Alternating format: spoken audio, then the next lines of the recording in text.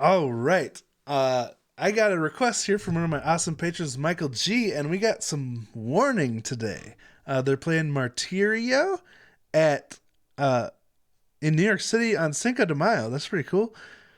Octane concert on SiriusXM. So I got my the warning hat on. I'm only wearing it for the warning reactions or like when I'm recording in batches on a day I'm doing warning reactions because they signed it and I got the Warning Army pin on there. So anyway, I don't want this hat to wear out because I'm trying to preserve those signatures. So, thank you, The Warning, for signing my hat. I appreciate it. Now, let's check out this performance. Las cosas obvias son las más difíciles de ver. Te asfixiaste con tus propias manos. Cuando todo apunta que por fin alguien te viene a rescatar, te encuentras nuevamente abandonado.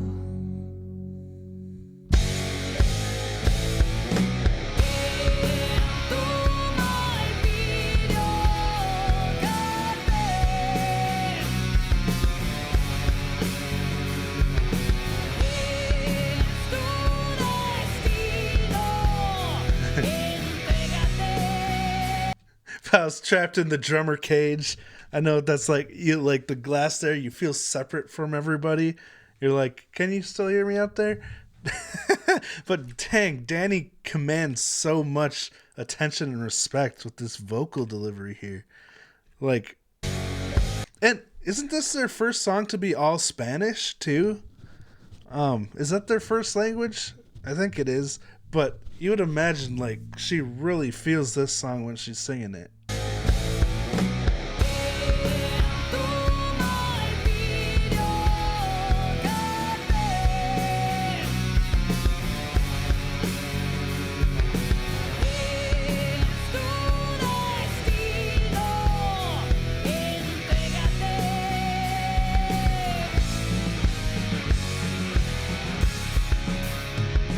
I love it. That drum pattern is so cool. Working the hi-hat and toms in there, but like it's linear drum pattern, so you're only playing like one drum at a time instead of like stacking stuff on top of each other. So cool.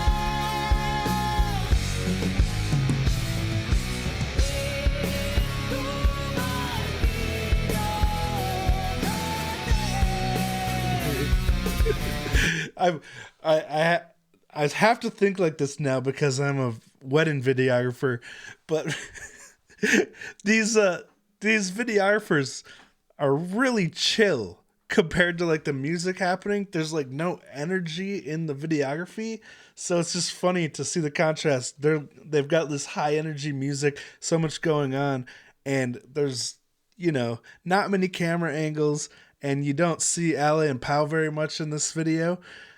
And the shots are pretty stagnant, or they do like a slow pan. I just think it's funny because like when you're watching a live concert DVD, the videographers add so much to the experience with their under angles, their wide angles, the shaky cam.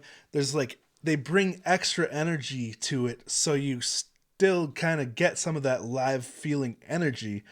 But it's like when I'd make my own videos, the cameras are on a tripod, so there's no life in the video at all. Sometimes I add artificial shake, but I'm usually too lazy. But my videos don't have much life behind them. It's just like a guy with a camera sitting there and playing stuff. Anyway, It's just an interesting observation that's really sticking out to me because of what I do for work. But I also want to say congratulations real quick to the Warning. They just accomplished one of their lifelong dreams, opening for Muse, which is my all-time favorite band. As hard as I try, I can't, like, Muse's music through their whole discography has affected me in a way, and I know people are sick of me talking about Muse on Warning videos, but Muse has so much music, and I think they get a bad rap for the stuff that has played on the radio and the stuff that's been popular, because it's not a good representation of what Muse actually does as artists and as a band. And their full discography has so much more to it than just what you hear from popular songs. So I really think I encourage people to dig deeper into Muse if you are like wondering why the Warning is so inspired by Muse. It's not from the popular songs.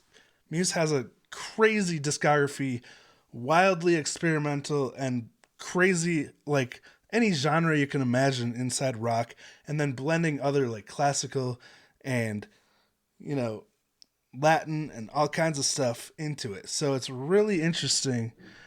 And I totally like, I understand why they were so excited to open for Muse, why they wanted to, and why they're so inspired by them. Anyway, just want to say congratulations to the Warning, because that's really cool. All right.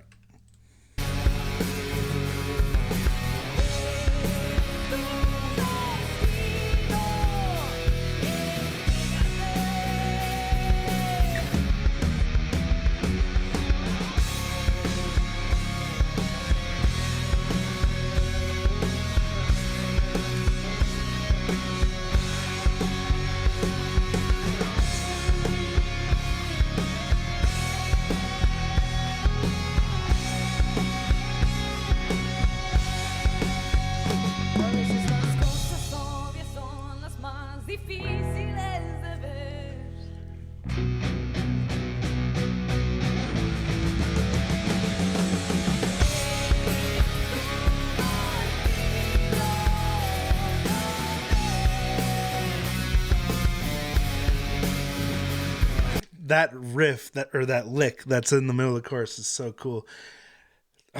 Danny's voice when she hits the high notes, it reminds me of Choke. Like, it just gives me chills when I hear her skyrocket to that higher note from the lower note. It's just really satisfying.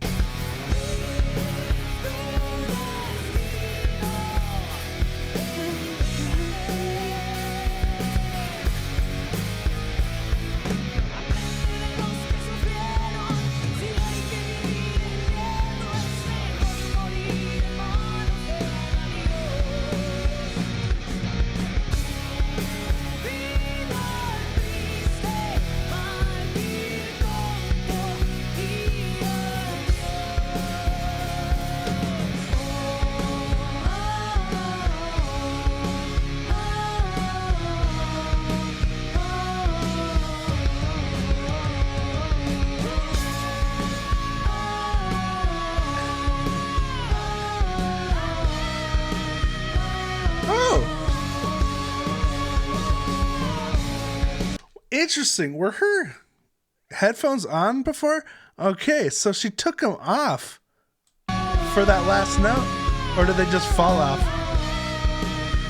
It's hard to tell. I'm wondering if that was on purpose or not, because I've done that. Like, sometimes you have to shake off your headphones if you're not getting a good mix, especially for hitting difficult notes, because you want to be able to hear your voice directly and not through an electronic signal. So I wonder if that was on purpose or not. That's really interesting. Also, I don't want to be nitpicky on the videographers, but I wish there were more wider shots so we could see like the fretboards and the finger work, you know, and the drumming.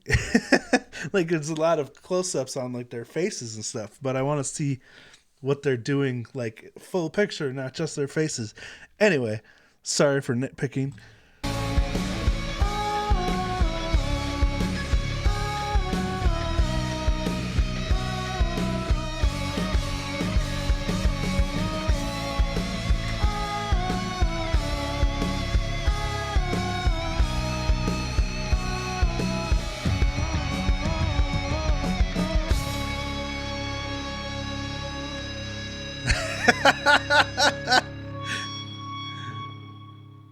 I'm sorry. I hope this isn't a really serious song. No pun intended. I really need to look up the lyrics to this. And while I do that, I want to apologize for not doing more warning lately. Like, it feels like it's been way too long since I've gotten to them. Been really busy with requests and stuff. But, like, I guess I got a little discouraged when I kept trying to post my album reaction and it kept getting blocked to their new album. But it is what it is. I'm going to start posting them in singular clips, so hopefully that won't get blocked. But, okay. Sometimes the obvious things are the hardest to see. You suffocated with your own hands when everything points to someone finally coming to rescue you. You find yourself abandoned again. In your martyrdom, drown. It's your destiny, surrender. You try to find an explanation in the depths of your being, and you fall back into the void.